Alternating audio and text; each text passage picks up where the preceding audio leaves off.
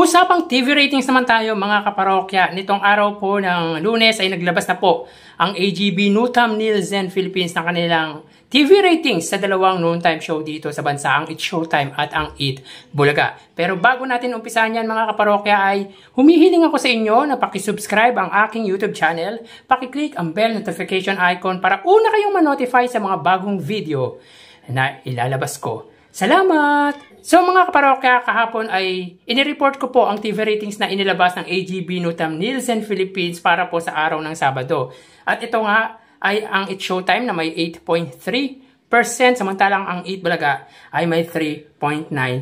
So ibig sabihin ay 4.4% po ang iniangat ng It's Showtime sa katapat na noontime show na Eat Bulaga. So ngayon naman po, araw po ng Lunes ang ilalabas nating TV ratings. So dito may kita po natin na ang It's Showtime po ay may 8%. Ang Eat Bulaga naman po ay may 3.5%. So dito mula sa araw po ng Sabado ay bumaba po ng 0.3% ang ratings ng It's Showtime. Samantalang 0.4% naman po ang ibinaba ng Eat Bulaga. So may kita po dito na 4.5% po ang pagitan ng TV ratings ng dalawang bigating noontime show. Ang GMA po ay nagbigay po ng 6% para po sa It's Showtime. Ang GTV ay 0.8%. Ang A2Z ay 0.9% at ang Kapamilya Channel ay 0.3%. Samantalang ang TV station ng Eat Bulaga na TV5 at RPTV ay makikita po natin dito na 3.2% po ang iprenubay ng TV5, samantalang 0.3 naman sa RPTV.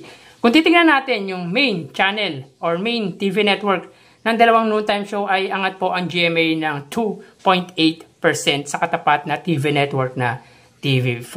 So bukas ay matutunghayan nyo na naman ang panibagong yugto ng ating TV ratings ng dalawang noontime show dito sa bansa para naman po yan sa araw ng Martes. So tara ating alamin ang online viewership ng dalawang bigating noontime show. Para sa Eat Bulaga under TVJ Facebook page na may 2.4 million followers at sa It's Showtime naman na may 18 million followers.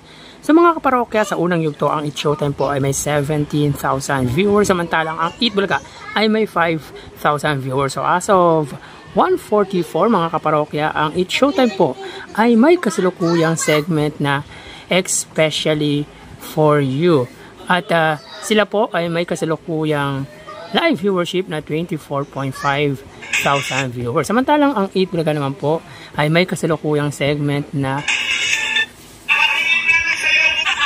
Gimme 5. At sila po ay may 5,900 viewers or i-convert na po natin yan sa 6,000 viewers. So dito may kita po natin mga kaparokya, ang Eat Bulaga po ay nadagdagan sa ikalawang yugto ng 1,000 viewers, samantalang ang It's Showtime po ay 7,000 viewers. So may kita din natin dito na angat po pagdating sa kanilang Facebook Live ang It's Showtime ng 18,000 viewers. So mapunta naman po tayo sa TV Network YouTube channel at unahin po natin yung GMA Network YouTube channel na sa unang yugto sila po ay may 16,000 viewers, samantalang ang Eat Bulaga po under TV5 ay may 39,000 viewers.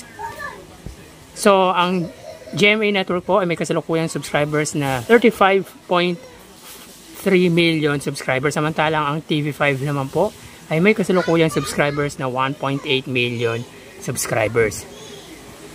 So as of 1:45, ang GMA Network po sila po ay may 26,000 viewers, samantalang ang TV5 po ay may 39,000 live viewers. So ulitin po natin mga kaparokya, as of 1:46 PM ang GMA ay may 26,000 viewers. So ibig sabihin sa ikalawang yugto ay nadagdagan po sila ng 10,000 viewers, samantalang ang Eat Bulaga po ay 39,000 live viewers. So sa unang yugto ay 39,000 sila, sa ikalawang yugto ay 39,000 pa rin po. So dito may kita po natin na angat ang TV5 pagdating sa kanilang online viewership against GMA ng 13,000 viewers. So mapunta naman po tayo sa main YouTube channel ng dalawang noontime show. Tunayin natin ang sa It's Showtime under ABS-CBN It's Showtime na may 2.23 million subscribers. Samantalang sa Itbulaga naman po under Itbulaga TVJ na may 1 million subscribers. So sa unang yugto mga kaparokya, ang Itbulaga po ay may 54,000 viewers, samantalang ang It Showtime ay may 107,000 viewers. So check po natin as of 1:47 PM, ang It Showtime po ay may 132,000 viewers. Ang Itbulaga naman po, sila po ay may 60,000 live viewers. So ulitin po natin mga kaparokya, as of 1:47 ang It Showtime ay may 132,000 live viewers. So dito pagdating sa ikalawang yugto, sila po ay nadagdagan ng 26 or 25,000 live viewers. Samantalang ang Itbulaga po, sila po ay may 60,000. So sa ikalawang yugto, sila po ay nadagdagan ng 6,000 viewers. So makikita po natin dito na angat po ang It Showtime sa katapat na noontime show ng 72,000 live viewers. So bali ang total na nakuha ng dalawang noontime show ay, para po sa Itbulaga, sila po ay nakakuha ng total live viewership na 105,000 viewers, samantalang ang It Showtime ay 182,000 live viewers. So sa ikalawang yugto po ay angat po ang It Showtime sa katapat na noontime show ng 77,000 viewers. So sa unang yugto ay 48,000 viewers ang iniangat ng It Showtime, sa ikalawang yugto naman po ay 77,000 viewers. So yan po ang lumalabas sa kanilang online viewership as of 1:49, at mamaya magbabalik po tayo sa huling yugto ng ating online views update ng dalawang noontime show dito sa bansa. Magpapaalam po muna ako pansamantala. Thank you and God bless.